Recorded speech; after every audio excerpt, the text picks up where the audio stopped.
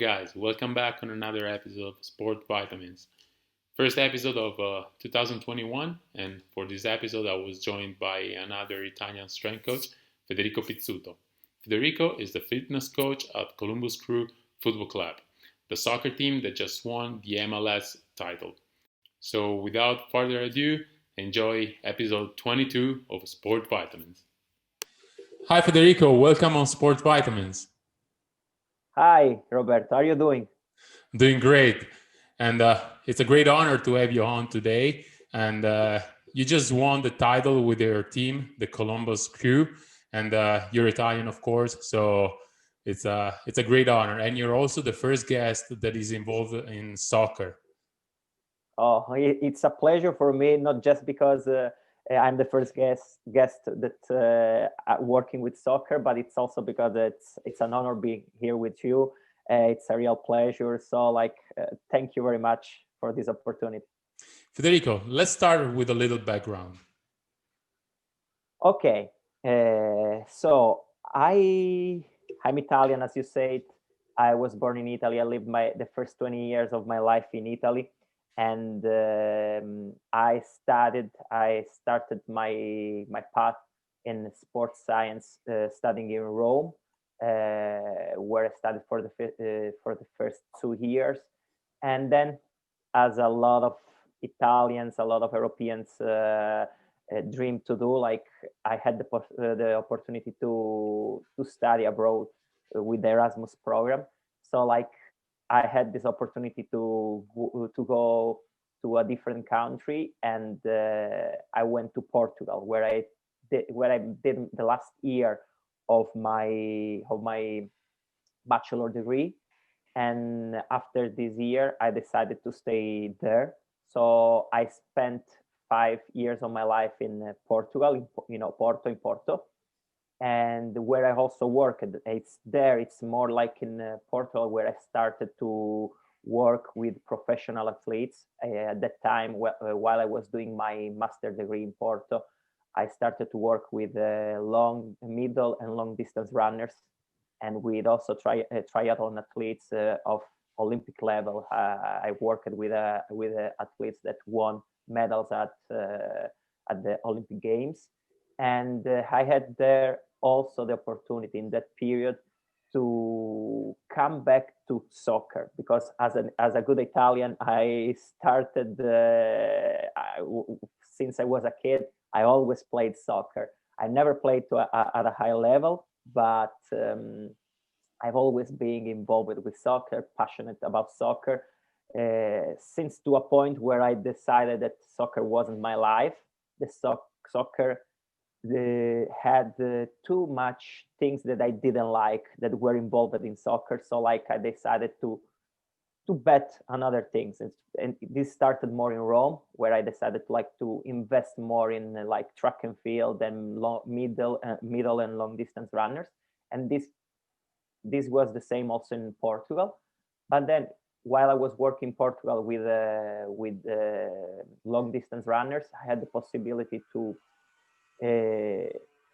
come back to soccer, because I had the chance to work with the Porto Football Club, that it's one of the best team in Portugal, and probably the best team in Portugal, and one of the best in Europe. And it was a little bit random, because I wasn't expecting that. I wasn't looking for that, but the director of the academy was looking for talents in the university there in Portugal. And I had this call, I received this call about doing a kind of internship. They gave the opportunity to 50, 60 students to visit the facility and watch the 1 week of trainings of the academy in Porto.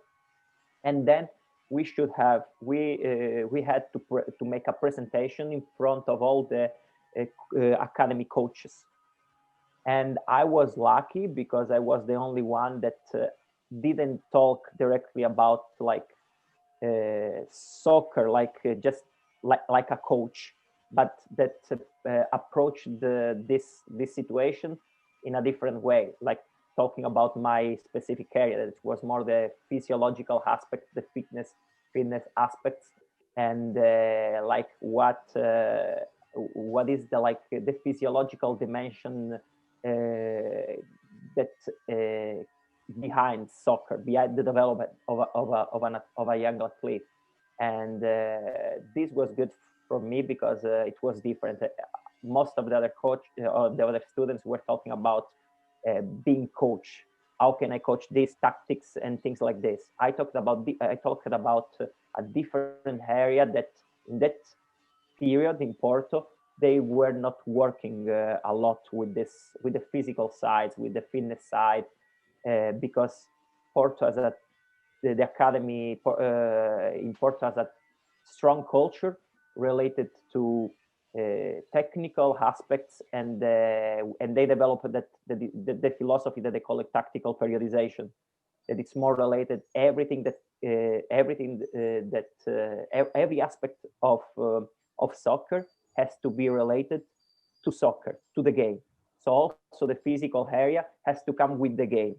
But they discovered, like they realized it later that there are things that cannot come just from the games, and specifically in this case, like my area, like the physiological side, the physical side.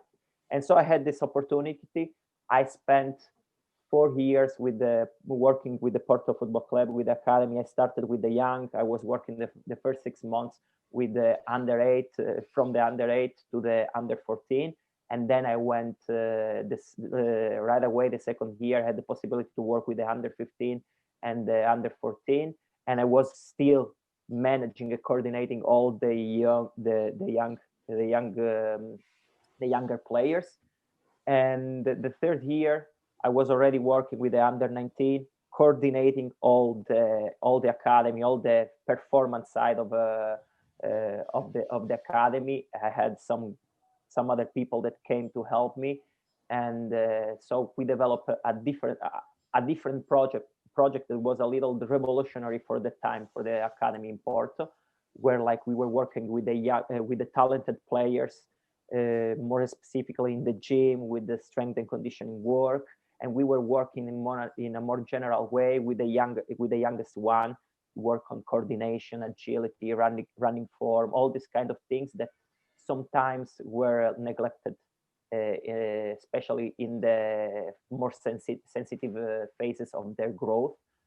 And and then like I developed also plan related to decrease injury risk, and I started to work also. I was more involved at the beginning, wasn't my area, but I was more involved also with the return to play work, the work on the field before returning to play after an injury, after an injury, and I've been there for 4 years, and but I always dreamed since I was a kid. Uh, I always dreamed to have an experience in the United States. So in the middle of the fourth season in Porto, I decided to apply because I saw a position that was something for me crazy. I saw a position in the MLS with the Columbus Crew as a fitness and stage rehab coach, and I applied without any hope. I was thinking, no way, they are posting this position just because they have to do, but they already have one.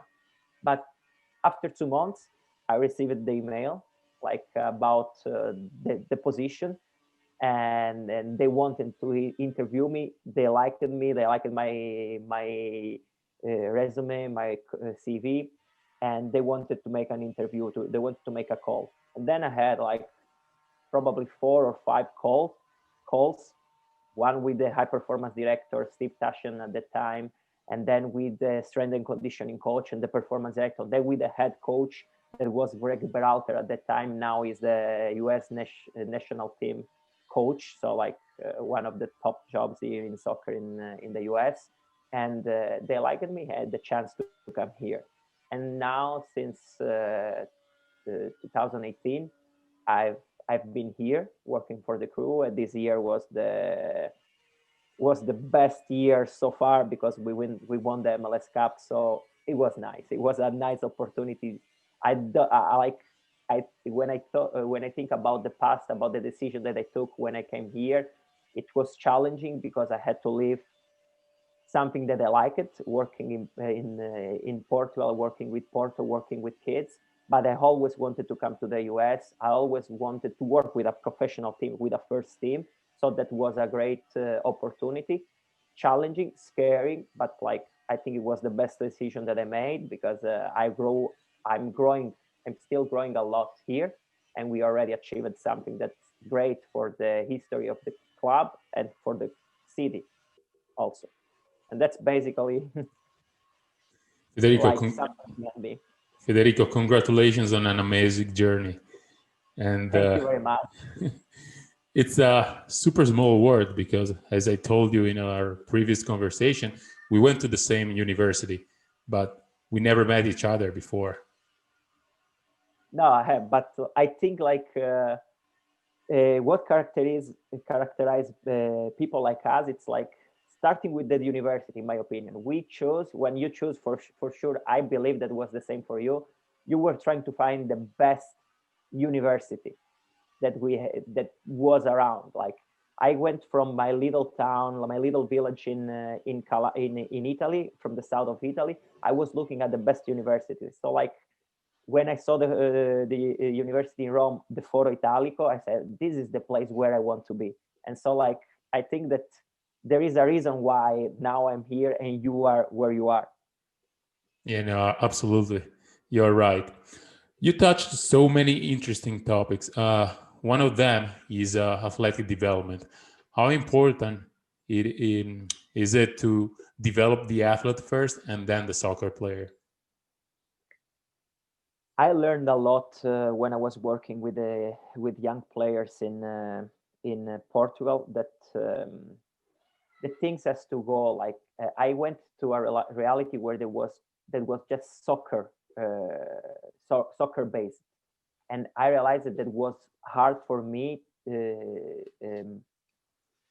convince all the coaches, all the other people involved in the athletic development process that for them was just about soccer, that there was also another side, like the physiological side, like the mental and the psychological side, that all these kind of things has to be developed in a different way, all in a complementary way. So like I think that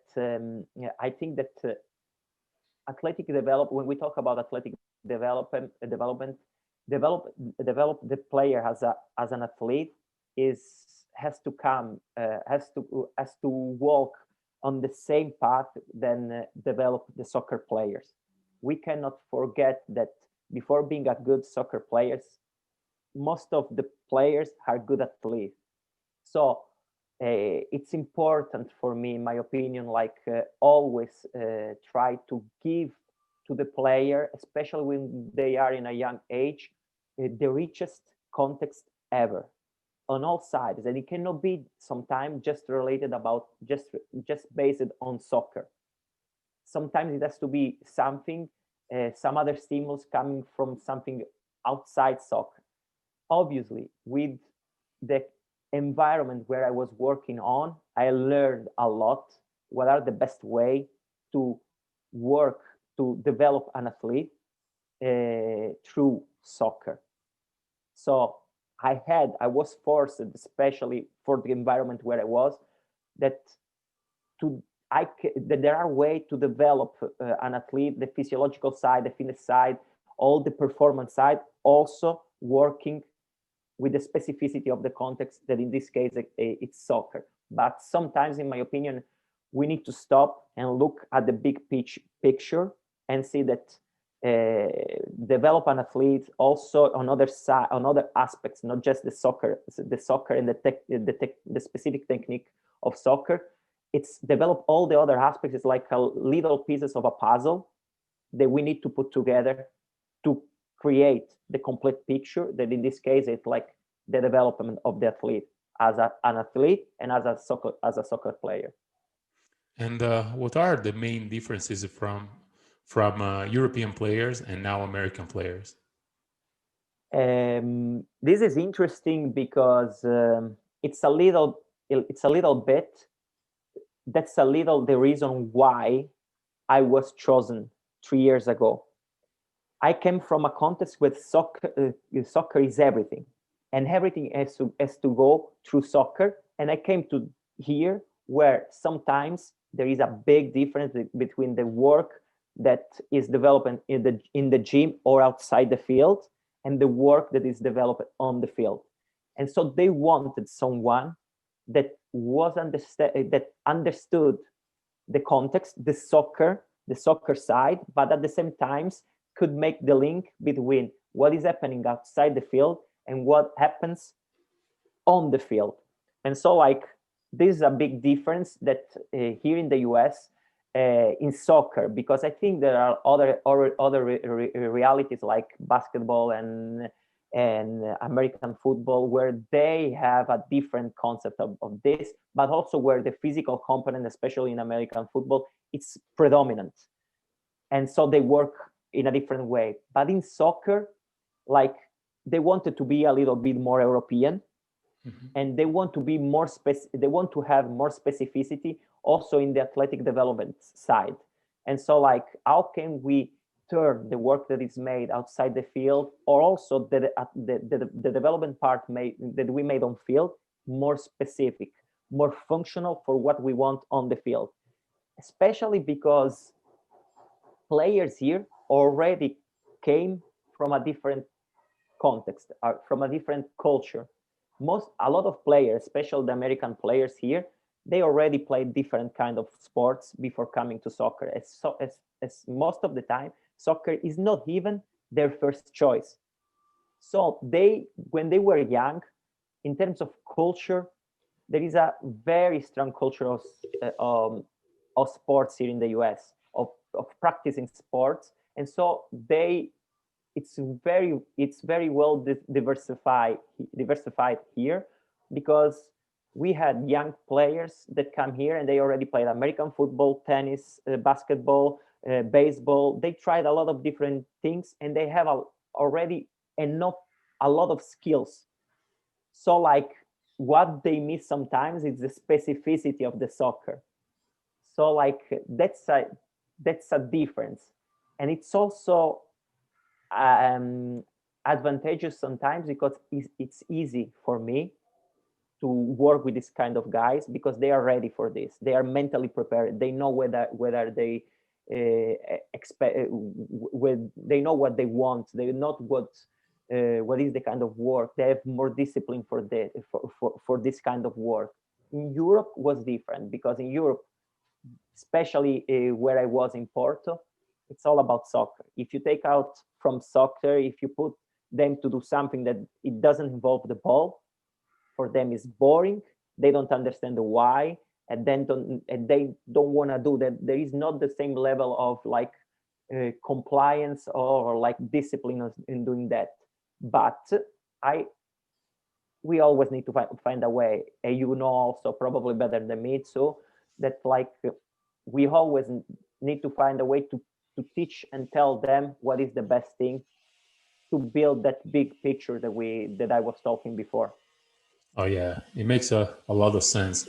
And for example, having the chance to work with a lot of American players, I always see that they have a different movement literacy when I compare them to European players.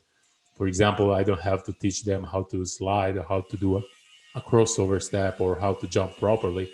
And I'm pretty sure that if I let them play also soccer, they will be better than maybe European players playing soccer, because their movement literacy is definitely bigger than the one of other players. And going back to your background, you also have a background in different sports, as you said, and how important it was and it has been for you and for your development as a coach. It was something that helped me a lot, because when I decided to work in this area, like, and to bet everything on the fitness part, on the physiological part, I wasn't planning to work in soccer, but the fact that I worked, for example, with middle and long distance runners, with track and field athletes, it was very helpful because it, it helped me to understand the level of disciplines that there is in that kind of sports. And it's totally different than the collective sports, for example, that where you train 2 3 days 4 days a week, sometimes 5 days a week, and you have a competition, while like in a marathon you need to train 6 months and then you have the competition. And so like you need to find motivation in other things. And training sometimes are hard. It's not sometimes, most of the times trainings are hard. Training 2 times a day, 3 or 4 times a week. It helped me to understand this kind of context, this kind of way to work, and this the discipline that track and field, a long distance runners, athlete, for example, have. And this also helped me on a more practical aspect, that it's like it was the first time that I learned how to build a periodization, how to plan training session, and how to develop the physiological aspects and the performance of an athlete, looking at the long term.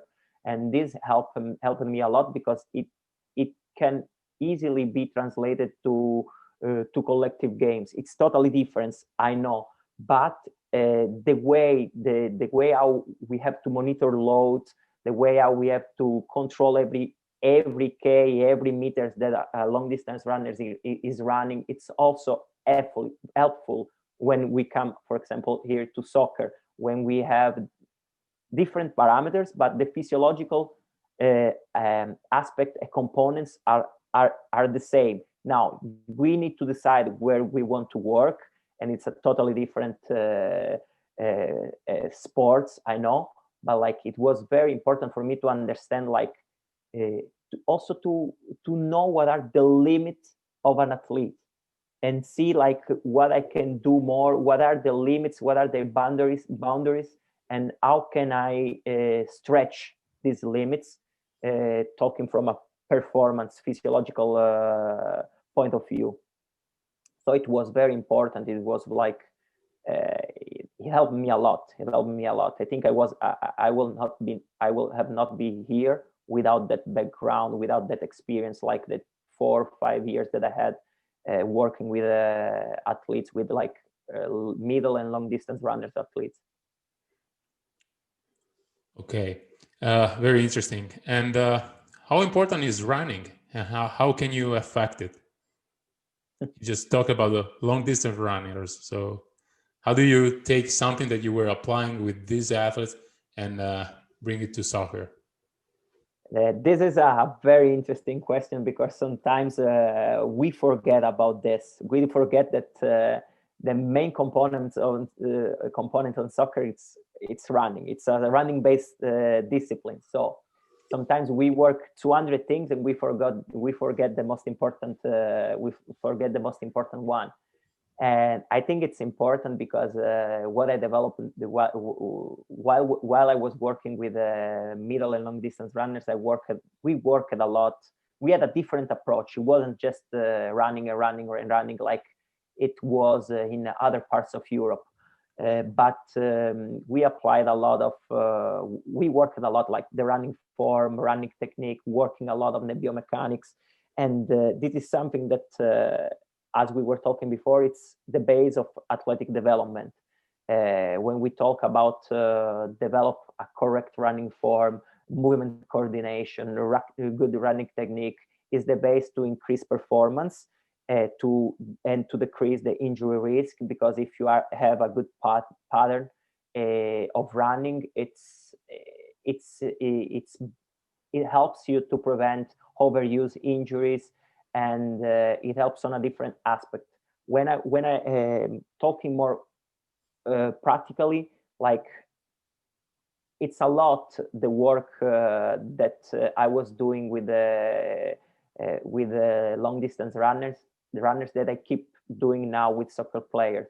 Like for example, running drills, running technique drills, that are very crucial, like to develop. You can work with one drill, you can work endurance, you can work proprioception, you can work different kind of strength, you can work plyometric, you can do plyometric and explosive work, and those are things that you applied also on soccer. So like um, it's very important on a practical level, like work this kind of things. And we use this kind of things at least once a week with all the team, or in specific situation with specific player that we think that they need more. Like we work on movement coordination, try to increase their functionality, their efficiency, and their running force, running form. Sorry. And it's an important part, in my opinion, of the return to play process, because when we have an injury, it's most of the time there is we miss something and we start to lose something. So when we have an injury, especially a long injury, a serious injury, there is always like this component that I broke, that I used with the long distance runners, that I implement here with with the soccer players, because it's important to teach them what's the best way to run, what's the best way to um, to to have contact with the ground. How can we work in a more efficient way with our movements, with our joints, with our articulations, and everything. So like it's very important, and it's a work that like I can do session of 2-3 hours just working on this. Player will kill me, and for this reason I don't know, I don't do it. But it's something that actually it's like, now that we are in a off-season situation and we are still talking about players, I have a player that had a bad injury 1 year ago, more than 1 year ago, and I worked a lot with him. Now the thing, he texted me, reached out to me, saying this, like, "Oh, you need to send me, please, some video of all the running technique that we were doing, all the drills that we were doing, because I feel that I need to do this. I cannot do just run. I need to do something more specific." Like they understand that what is good for them and things that make them better. Yeah, that's great. That's great. Having players that buy into your philosophy is always an amazing feeling. It's the most important thing also, because you can have the best drills, you can have the best philosophy, you can have the best exercises, but if you don't know how to coach that, and if the players don't buy in, if the players don't understand the why behind this exercise, the training session will never be so complete, so efficient, and so good, like when they understand everything and they do, like, because they know that it's good for them, and because at the end they will also like it. Of course. Federico, let's switch gears and let's talk about your current position at Columbus Crew.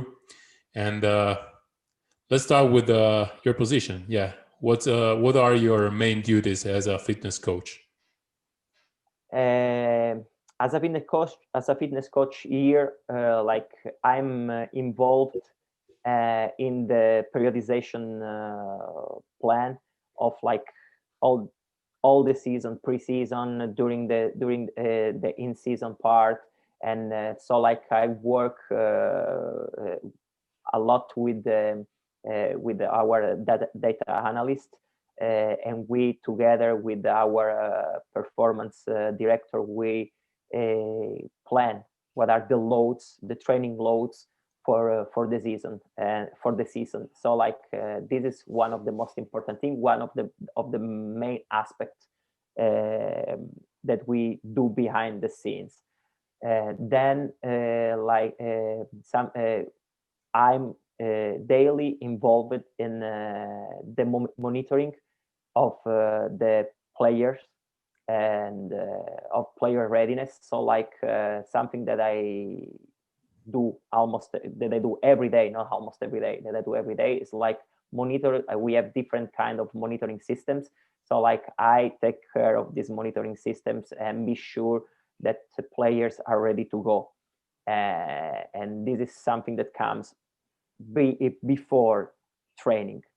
When we are preparing training, when we go to the field, then as a fitness coach, I'm responsible for all the warm-ups and for the teams, for the team. I'm help with the individual session with the specific player and all the fitness aspects that are in the session. If there is any fitness work that has to be done besides the training session, I'm the one responsible for the planning and for managing that kind of work. Then I'm also responsible for the end stage rehab after an injury. So the return to play phase, when we do all the work on the field, I'm responsible to work with the player and make sure that the player is recovery from his injury and ready to go full in training. And I help also during the training where I'm not involved with the individual session or with return to play process. I like monitor the loads. I help to monitor the load live, so during the session. And then after the session, there is always there is always the part of like looking at the training loads and see compare the training loads that we were planned compared to the actual training loads that we had. So there is the part after training that is monitoring the training loads and download the data, working with the data, and prepare the reports for the coaches. And with the help always of the data analyst, we do this. And every day we prepare the reports, we monitor the load, see what we have to do, what we have to change and adapt for the next day. And this is like basically what I do daily, so on a general way. And what are the KPIs when it comes to load monitoring?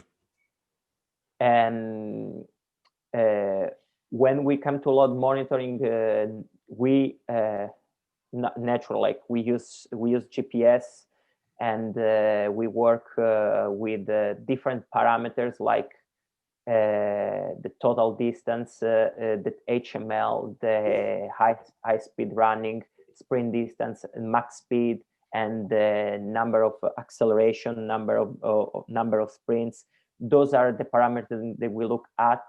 And this year was a very challenging year, and it changed a little bit our way to look at data, to look at the training loads. And because we had a crazy schedule, crazy for soccer, more common probably for basketball, but we had a lot of games in a short windows, a congested schedule. So like when we came, like for example, at the variables that we use the most, and we use the most especially this year, we saw like it was important for us keep high the parameter more related to speed, so the sprint distance and the max speed, working on the speed aspect, and care a little bit less about the total distance and the more quantitative parameters like total distance and the intensity and the distance covered at a low intensity.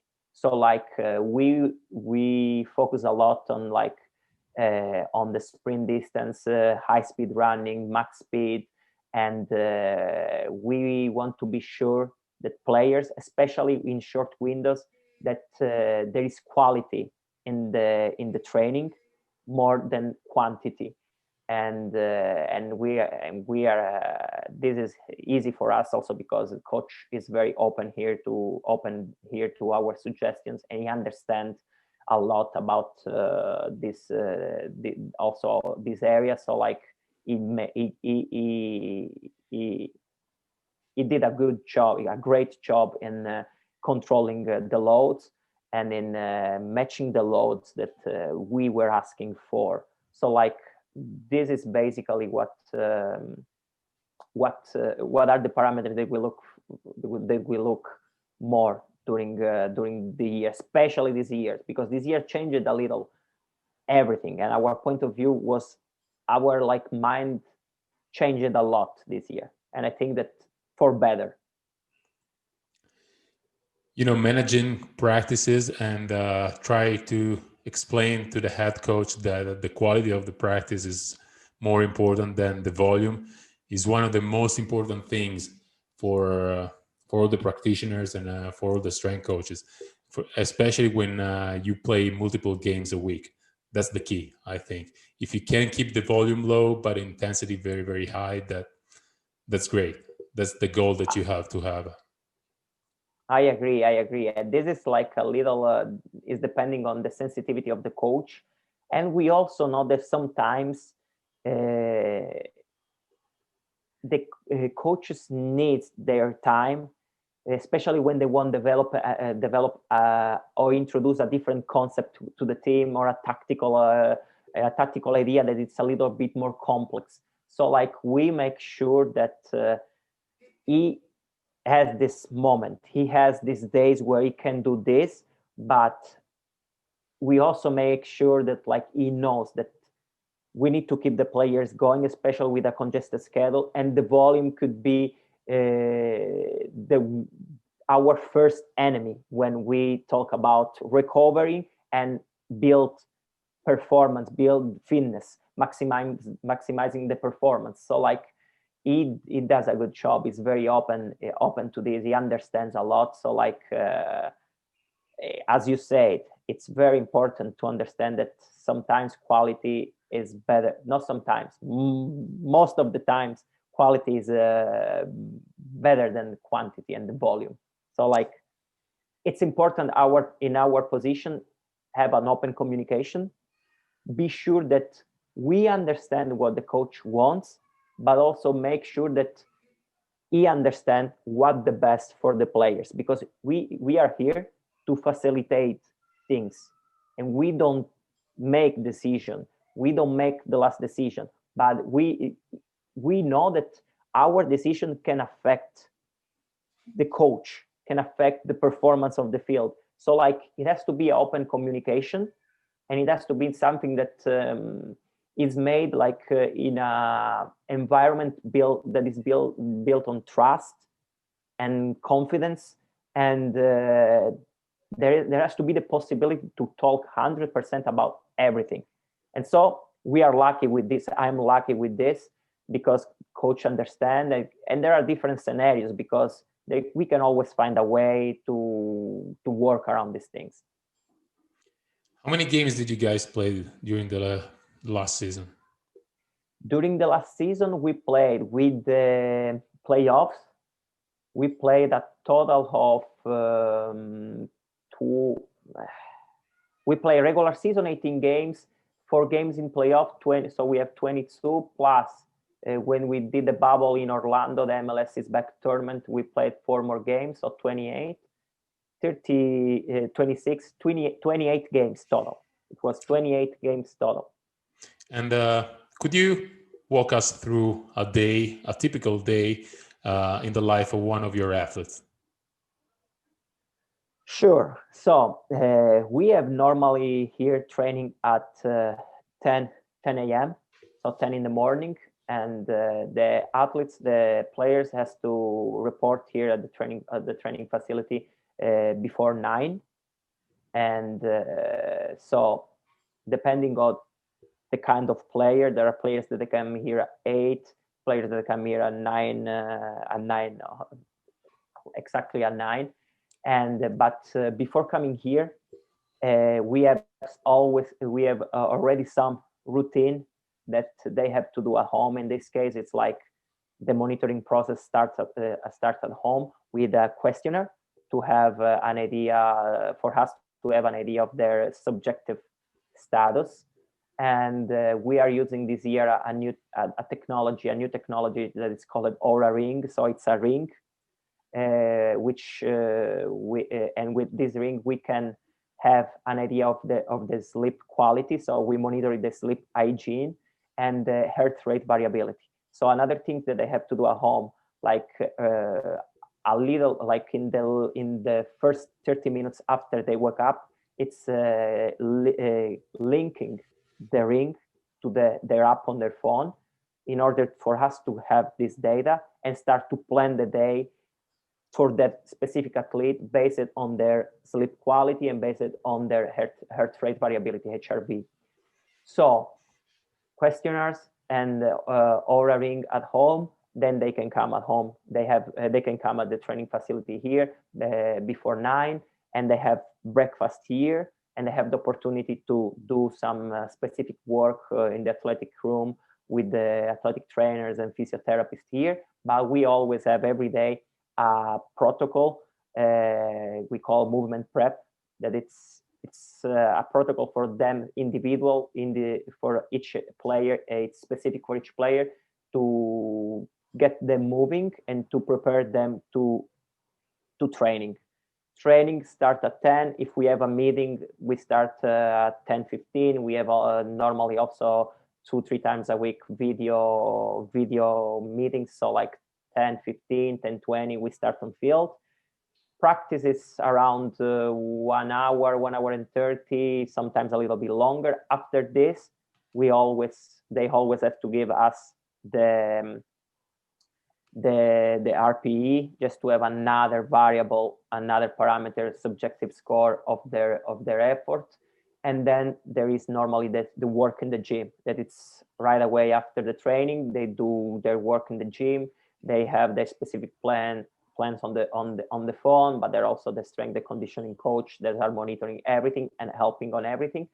And after this, whoever needs, depending on the day, depending on the day of the week, or like how far we are from a game or from the last game of if they played or not, we have always some strategy, some recovery strategy planned for some guys. It could be massage, it could be cold water, it could be some other kind of works, it could be yoga, it could be meditation, it could be something specific for what we want, what we saw specific from that player. And so they, after the gym, they have this kind of work, or sometimes they don't have it, depending on the player, depending on the situation, and they do this kind of work. And if they need some other treatment in the athletic room, and then they are ready to go. They have lunch here, and when they finished all their routine here, they are ready to go home. I like it. So it's a day that starts for them at 9, and the shortest one at 1 p.m. they are gone. Who needs more treatments, who needs something more specific, it's around 2:30 p.m. I like it. You guys have a great system in place over there. Yeah, thank you. We try to do our best. Sometimes it's not easy. As you said, it's everything depending also on the players buy-in. But we are lucky also with the kind of players that we have. They are all very professional. All right, Federico, I have one more question for you. Most of the listeners of Sport Vitamins are young strength coaches. So I would like to hear from you one single nugget that you would like to share with them. And that's a tough question. Like something that I will suggest them, it's independently of the kind of environment they are working on, or where they will work. It's important to have an open mind, and be ready to embrace the challenges in an open way, because we are always part of a team, and as a team we always need to understand what is our position and understand what is the goal that we have as a team, so we work all together. So it's important, and I saw this especially in my environment. Sometimes there could be some some conflict between the different positions. And if there are conflict between positions, a conflict between people, there is no way to achieve success and to achieve excellence. So whatever is your position, if it's on the field or it's in the gym, if you are a strength and conditioning coach, more especially, it's important that we work as a link because on a big chain. Because just if every link it has the same syntony, it's just in this way that the chain is strong. And so, like, as professional, everybody recognize the competencies that every position and every person has. Now it's upon us to understand what are our position and to make sure that collaborating with everybody else, we build this chain in the strongest ways possible. It was a tough question, but you gave us a great answer, Federico. I hope so. Thank you. All right. Usually we finish off with 3 rapid fire questions, okay? Okay. So the first one. I hope I will be ready too. We'll see. Okay, the first one. The food that you miss the most in the United States. I miss pizza. Good pizza. Good Italian Napolitan pizza. That's the thing that I miss the most. I really feel you, Federico. And the second one, your favorite strength and conditioning book. One book was that I liked the most was that helped me a lot. It was Extreme Ownership. That's a book about. It's not related to strength and conditioning specifically, but it's a book that it's more about leadership, and it's about it's based about it was wrote from people that work with the U.S. Army, and explain a lot about discipline and how to build leadership. And it's very important, in my opinion, when we talk about when we go also to the work in the gym. So it's not about any exercise. It's not about any specific magic secret about strength and conditioning. It's more about being a leader and make sure that everybody trusts you. It's weird that you brought this book up because I added it yesterday on my Amazon wish list. So I think you should read it. Thanks for the review. Last one, your next goal as a strength coach. Next goal is try to build a long-term project, and being probably my dream is to be director of a performance department. So try to develop something that it's focused on maximize performance and manage a team that is able to achieve this goal, maximize the performance of a soccer team or some kind of other sport, but managing people and develop and teach my culture to a team, to a performance department, and being leader of this team. Great. Federico, thank you very much. You shared so much knowledge with us, so many different very interesting topics, and I'm pretty sure that all our listeners will really take advantage of all the tips that you gave us today. Thank you very much, Roberto. It was a pleasure for me. I really hope I can help someone or give an idea to anyone. So thank you very much. It was a real pleasure and an honor for me. All right. Thanks again for spending some time with us, and keep up the good work, Federico. Thank you.